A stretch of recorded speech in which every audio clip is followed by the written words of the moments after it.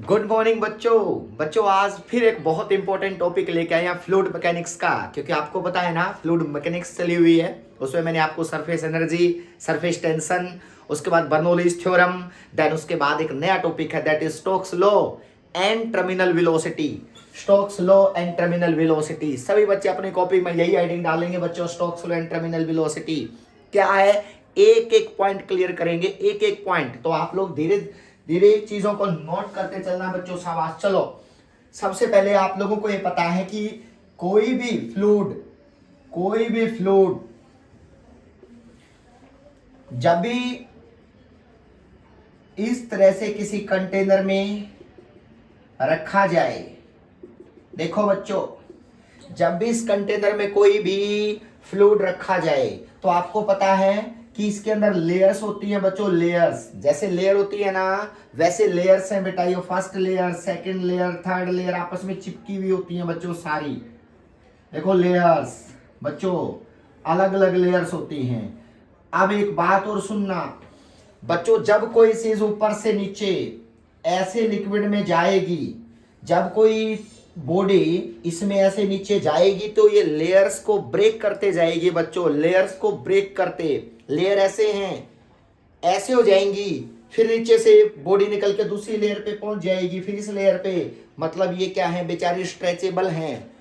और वो स्ट्रेचेबल हैं तो इसका मतलब क्या हुआ बच्चों, जब ये ऊपर से बॉडी आएगी तो वो ऐसे है ना, तो ऐसे हो जाएगी नीचे से, फिर टूट जाएगी, उसके अंदर से चले के अगली लेयर पे चली जाएगी। मतलब रोकने की तो कोशिश कर रही हैं बच्चों, लेकिन रुक नहीं पाएगी। रीजन क्या है, इसका वेट ज्यादा है जो इसको नीचे लेके जाएगा बेटा। तो सारी लेयर्स को ब्रेक करते हुए क्या होगी, बॉडी नीचे चली जाएगी। ये कुछ स्पीड से नीचे जाएगी बच्चों, जिसकी स्पीड है v, ये ऐसे v स्पीड से नीचे जाएगी। सुनते जाना बेटा। स्टोक्स ने एक चीज बताई, आप लोग समझना।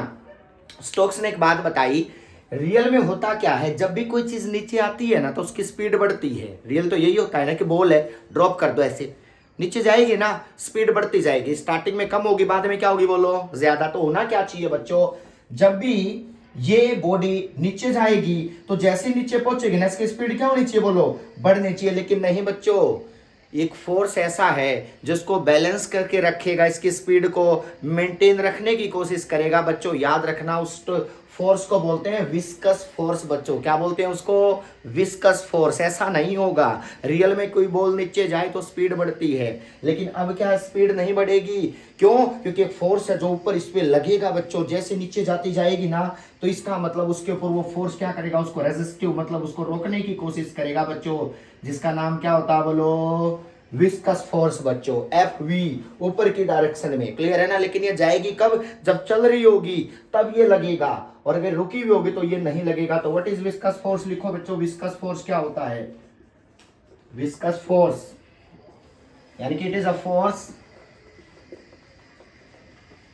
Acting on A body in upward direction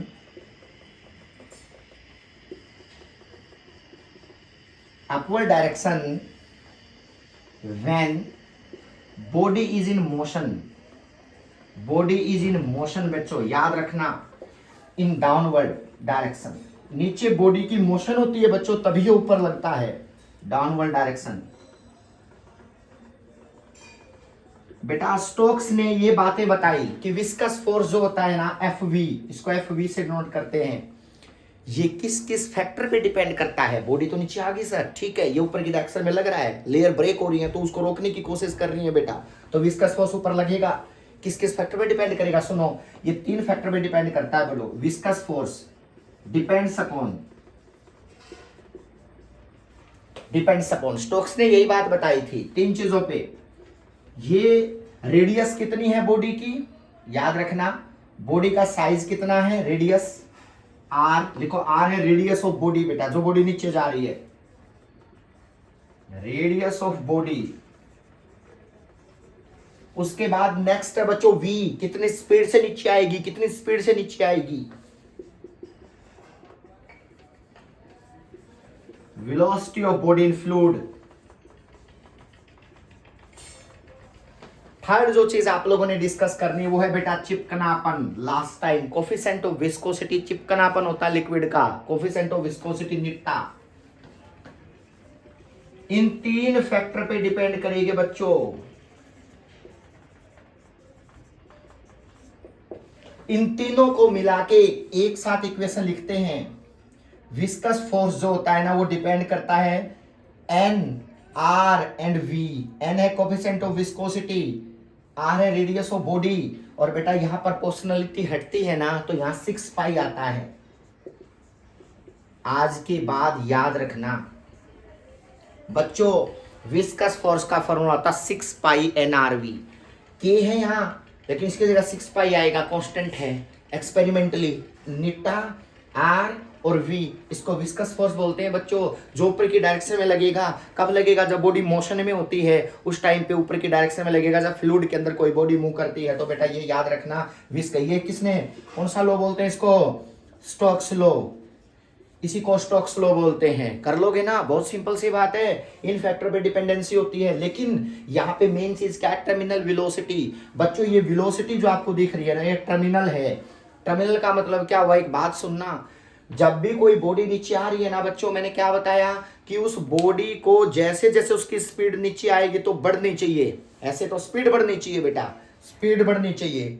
viscous force जैसे स्पीड बढ़ेगी ना, विस्कस फोर्स ज्यादा लग जाएगा, मतलब उसके ऊपर रोकने वाला फैक्टर बड़ा हो जाएगा। तो इसका मतलब स्पीड क्या होनी चाहिए? सेम रहनी चाहिए ना बेटा। इसका मतलब जो सेम स्पीड रखेगा ये फोर्स, उसको कौन सी वेलोसिटी बोलेंगे? Terminal velocity. लेकिन ये अकेला फोर्स नहीं होगा, इसके हेल्प करने के लिए एक दूसरा फोर्स और आएगा बच्चों। ये अकेला नहीं होगा जो ये स्पीड सेम रखेगा, नीचे कांस्टेंट स्पीड रखेगा, नहीं, वो एक फोर्स और होगा बच्चों, जिसको बोलते हैं बायंसी फोर्स। कौन सा फोर्स बच्चों? Buoyancy force. Very good. अब इन दोनों फोर्स में सिमिलरिटीज क्या हैं? दोनों फ्लूइड के फोर्स हैं, दोनों के दोनों फ्लूइड के फोर्स हैं। डिसिमिलरिटी क्या है बेटा? डिसिमिलरिटी ये है, ये तब लगता है जब बॉडी मोशन में होती है, जब चलेगी। और बायंसी कब लगता है? चाहे वो मोशन में हो या ना हो, चाहे रुकी हुई हो, यानी कि उसके अंदर वो भी होनी चाहिए ओनली, यानी कि फ्लूइड में वो चीज होनी चाहिए। मतलब अगर ये बॉडी फ्लूइड में है ना, ये रही बेटा देखो ये बॉडी, तो ये बायंसी फोर्स लगेगा, चाहे वो चल रही हो ना चल रही हो, इसका मैटर नहीं करता। कौन सा फोर्स बच्चों? Buoyancy force. समझ में आ गई बात? तो इसलिए एक फोर्स और है बच्चों जो ऊपर हेल्प करेगा इसकी, वो है बायंसी फोर्स, जो मैं आप लोगों को बता चुका हूं। बायंसी फोर्स बेटा, फ्लूइड के वीडियो देखना। बायंसी फोर्स क्लियर है ना? तो इसलिए दो फोर्स हैं, एक तो चलने की वजह से लग रहा है ऊपर की डायरेक्शन में लेयर टूटती जाएंगी तो रुकता जाएगा, एक है बायंसी, ये एफ बी और ये एफ वी। और एक बात समझना, अगर ये स्पीड सेम रखनी है तो याद रखना इसका नीचे का फोर्स और ऊपर के फोर्स बराबर होने चाहिए। जैसे मान लिया, सुनना एग्जाम्पल बेटा, मैं एक चीज यहां रब कर रहा हूं, ये नोट कर लेना। देखो बच्चों, मुझे एक बात बताओ, कोई चीज नीचे आ रही है 5 मीटर पर सेकंड से, और किसी ने ऊपर से 10 न्यूटन का फोर्स लगा दिया और नीचे से भी 10 का लगा दिया, तो इस 10 ने इस 10 को क्या कर दिया? Cancel out. तो इसकी स्पीड क्या रहेगी? सेम रहेगी ना। समझो, मतलब अगर ऊपर लगने वाला फोर्स और नीचे लगने वाला फोर्स बराबर हो जाए ना, तो बॉडी की स्पीड चेंज होती नहीं है बच्चों। उसी को कौन सी वेलोसिटी बोलते हैं? टर्मिनल। कि भैया तो टर्मिनल वेलोसिटी है। क्लियर है? तो इसका मतलब यहाँ पे दो फोर्स कौन कौन से है बच्चों? जो ऊपर की डायरेक्शन में लग रहे हैं, और एक जो नीचे कौन लग रहा है? नीचे लग रहा है mg। बिल्कुल बेटा, mg। यानी कि अगर कोई बॉडी फ्लूइड के अंदर है बच्चों, और फ्लूइड के अंदर जो ऊपर की डायरेक्शन में दो फोर्स लग रहे हैं, देखो फ्लूइड के अंदर है ये बॉडी, इसको ऊपर की डायरेक्शन में इसको जो फोर्स मिल रहे हैं ना बच्चों, वो दो मिल रहे हैं, एक तो विस्कस वाला, एक बायंसी वाला। लिखो एफ वी कौन सा फोर्स है बच्चों? Viscous force. विस्कस फोर्स जो तब लगेगा जब बॉडी नीचे जा रही होगी, रुकी हुई पे नहीं लगता। बायंसी कब लगता है? बायंसी कब लगता है? जब क्या होगा बच्चों? बॉडी लिक्विड के अंदर होगी ओनली, उसको चलने से कोई मतलब नहीं है, बॉडी अंदर होनी चाहिए लिक्विड के। मतलब ये दोनों फोर्स जो है ना बेटा, ये किधर लगेंगे बोलो? अपवर्ड डायरेक्शन के अंदर लगेंगे। और वेट किधर लगेगा इसका? नीचे, mg नीचे लगेगा। क्या बताया था बच्चों? अगर इसकी स्पीड सेम रखनी है तो आप लोगों को ये ऊपर वाले और नीचे वाले फोर्स क्या होने चाहिए बेटा बोलो? इक्वल। तो mg है वेट ऑफ बॉडी, लिख देता हूं वेट ऑफ बॉडी। ध्यान से सुनना, वेट ऑफ बॉडी। अब ये दोनों इक्वल होने चाहिए, तो लिखो एफ वी। लिखो फॉर कांस्टेंट स्पीड, अगर सेम स्पीड से नीचे आए बॉडी, ना घटे ना बढ़े, तो फॉर कांस्टेंट स्पीड अब इसकी डेफिनेशन लिखवाऊंगा लास्ट में, कांस्टेंट स्पीड या constant velocity f v plus f b equal to m g. ये बात आपको समझनी पड़ेगी। एम जी है वेट, एम है मास, जी है ग्रेविटी। ऊपर की डायरेक्शन में एफ वी और एफ बी दोनों लगेंगे। सर एफ वी तो अभी आपने करवाया, एफ बी तो नहीं बताया अभी, तो अभी नहीं बता, लास्ट वीडियो में चेक करना। बायन्सी फोर्स का फॉर्मूला क्या होता है, वी रो जी। याद रखना बच्चों, वी रो जी। वी है वॉल्यूम, वेलोसिटी नहीं है बेटा, वी है वॉल्यूम। जितनी इसकी वॉल्यूम है हमारी बॉडी की, लिख लो वी है वॉल्यूम ऑफ बॉडी। ये मैं बता चुका हूं, वॉल्यूम ऑफ बॉडी। कितनी वॉल्यूम है इस बॉडी की। रो क्या है, बॉडी इन लिक्विड, लिक्विड में कितनी वॉल्यूम है, क्लियर है ना, लिक्विड में कितनी वॉल्यूम है। रो है डेंसिटी ऑफ लिक्विड या फ्लूइड, जी क्या है बच्चों, ग्रेविटी। ये बात आपको समझनी पड़ेगी बच्चों कि बायन्सी फोर्स भी ऊपर ही लगता है, लेकिन ये किस पे डिपेंड करता है, पानी में बॉडी कितनी है, वॉल्यूम कितनी है, और उसको रो और जी से क्या कर देना, मल्टीप्लाई। ये बेटा फॉर्मूला है बायन्सी का जो ऊपर लगेगा, और ये एक विस्कस, ये मैंने बता ही दिया। दोनों को ऐड कर दो और एम जी के क्या रख दो, इक्वल रख दो, तो क्या बनेगा देखो, 6 पाई निटा आर वी प्लस वी। ये फ्रक्स डिफरेंस समझना बच्चों, वेलोसिटी स्मॉल वी ऐसे है और कैपिटल वी ऐसे है, rho into g is equal to m g. अगर इस कंडीशन को ओबे करेगा तो सेम स्पीड से आएगी, अगर इसको कंडीशन को ओबे नहीं करेगा तो सेम स्पीड से बॉडी नहीं आएगी। अगर ये बड़ा हो गया तो नीचे स्पीड बढ़ जाएगी, अगर ये बड़ा होगा तो, और ये बड़ा होगा तो उसको रिटार्डेशन देगा, ऊपर के डायरेक्शन में उसको रोकेगा, तो मतलब स्पीड कम करता जाएगा, और ये बड़ा होगा तो बढ़ते जाएगा। लेकिन बराबर हो गए तो इक्विलिब्रियम सेम स्पीड से लिक्विड नीचे जाएगी। एग्री कर रहे हो ना। अब देखो मेरा काम है वी निकालना बस, और वी निकाल लोगे तो कौन सी वेलोसिटी निकलेगी बच्चों बताओ, टर्मिनल वेलोसिटी। देखो कैसे निकालते हैं, वॉल्यूम किसकी वॉल्यूम है, बॉडी की वॉल्यूम है, क्लियर है ना। यानी कि ये पानी के अंदर कितनी है, पूरी कंप्लीट है, देखो कंप्लीट आई हुई है, तो इसका मतलब ये लिखोगे 4/3 पाई आर क्यूब, स्फीयर होती है ना, तो लिखो वॉल्यूम, वॉल्यूम ऑफ बॉडी।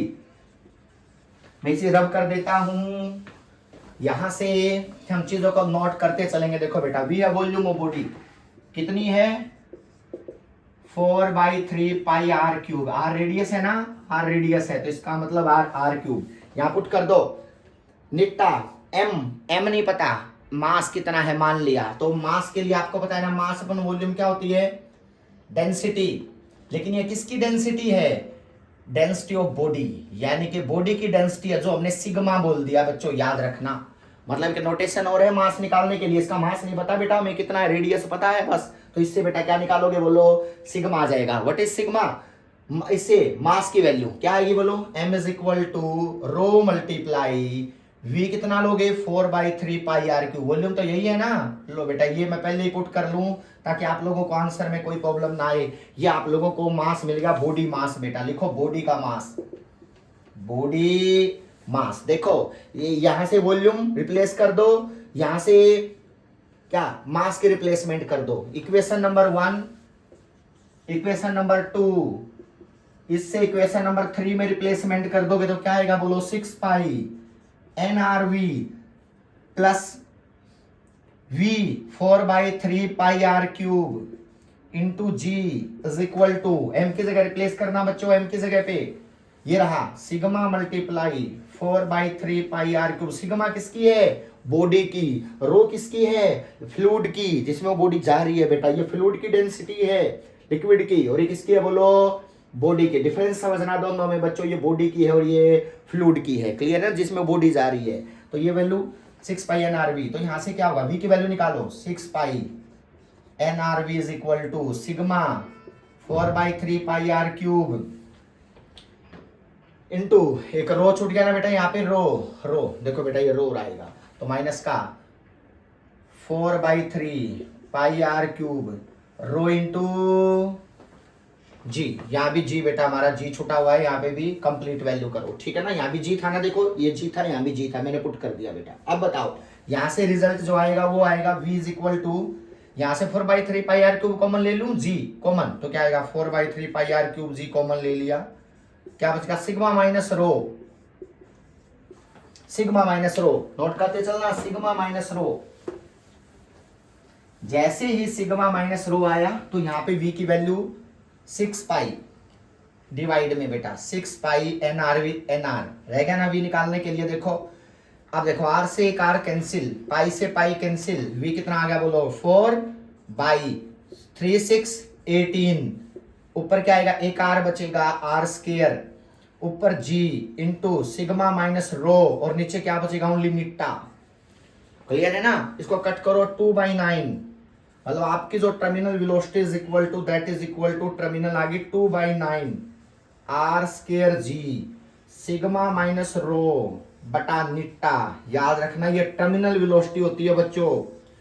जिस वेलोसिटी पे बॉडी नीचे जाएगी ना उसकी स्पीड घटेगी ना स्पीड बढ़ेगी, वो ये वेलोसिटी होती है जिसको टर्मिनल बोलते हैं। सिग्मा बॉडी की डेंसिटी, रो फ्लूइड की डेंसिटी, आर बॉडी की रेडियस, निट्टा कोफिशिएंट ऑफ विस्कोसिटी चिपकनापन और जी क्या ग्रेविटी। बेटा ये फॉर्मूला टर्मिनल का याद रखना है। अब इसकी स्टेटमेंट लिखो, it is a constant velocity of a fluid, constant velocity of a body in fluid बेटा।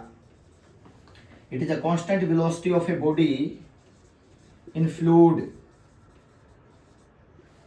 or it is a constant velocity of fluid in which upward and downward force balanced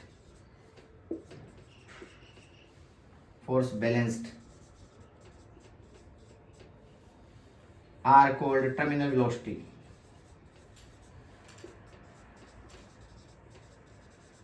ये constant velocity होती है जिसमें upward और downward force क्या हो रहे हैं बोलो, बैलेंस हो रहे हैं। कांस्टेंट तभी आएगी ना बेटा, तो इसलिए आपको ये फॉर्मूला, ये डेफिनेशन याद रखना और फॉर्मूला याद रखना कि 2/9 r square g sigma minus rho into निट्टा। कर लोगे ना? बहुत इंपॉर्टेंट डेरिवेशन है vt का। उस वेलोसिटी पे कांस्टेंट नीचे जाएगी बेटा, ना तो स्पीड बढ़ाएगी ना स्पीड घटाएगी। कर सकते हो ना? बहुत। अब एक चीज देखना, सिग्मा और रो बराबर हो जाएंगे, टर्मिनल वेलोसिटी 0। जब सिग्मा और रो इक्वल हो जाएंगे बेटा, याद रखना, ये एप्लीकेशन में आप लोगों को अभी बता देता हूं। देखो अगर ये दोनों इक्वल हो जाएंगे तो बच्चों क्या होगा, देखो इधर, अगर ये दोनों इक्वल हो जाएंगे तो VT कितना आ गया बोलो 0। इसका मतलब बॉडी क्या रहेगी, रुक जाएगी, मतलब इक्विलिब्रियम, इसको बोलते हैं इक्विलिब्रियम ऑफ बॉडी। मतलब जब आपकी बॉडी की डेंसिटी और फ्लूइड की डेंसिटी बराबर हो जाएंगी ना तो इक्विलिब्रियम आ जाएगा बेटा। बॉडी ना ऊपर जाएगी ना नीचे रुक जाएगी, क्योंकि VT क्या होगा बेटा 0। इसको इक्विलिब्रियम बोलते हैं, ये फर्स्ट पार्ट। सेकंड, अगर सिग्मा ग्रेटर देन रो है, अगर ये बड़ा होगा तो VT क्या होगा, डाउनवर्ड स्पीड आएगी, यानी कि इसको क्या बोलते हैं सिंक, डाउनवर्ड मोशन बेटा, डाउनवर्ड वेलोसिटी, नीचे जाएगी वेलोसिटी, नीचे जाएगी। लेकिन अगर ये बड़ी होगी, थर्ड केस, सिग्मा क्या होगा बोलो ग्रेटर देन रो ग्रेटर देन सिग्मा, ये बन गया तो क्या होगा VT नेगेटिव, मतलब इसको फ्लोट बोलते हैं, फ्लोट, यानी कि ये ऊपर जाएगी बेटा, फ्लोट, एकदम पानी के ऊपर आ जाएगी सरफेस पे, फ्लोट, मूव्स अपवर्ड।